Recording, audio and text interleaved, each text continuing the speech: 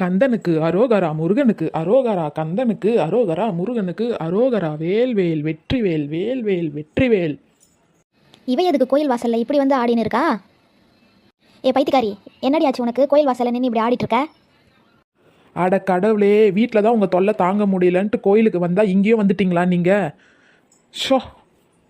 யாரு நான் தொல்லை பண்றேன்னா நீ தொல்லை பண்றியாடி? எதுக்கு வந்தேன்னு கேட்டா என்னென்னமோ கதை சொல்லின்னு இருக்க.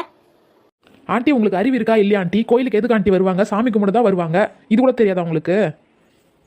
சாமி கும்பிட தான் வந்தியா இல்லை பிரசாதம் வாங்கி சாப்பிடலான்னு வந்தியா? இங்கே வந்தா ஏதாச்சும் கிடைக்கும்னிட்டு.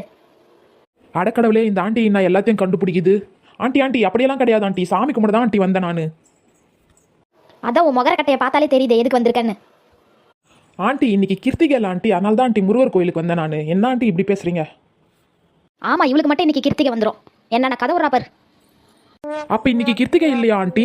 Sorry aunty.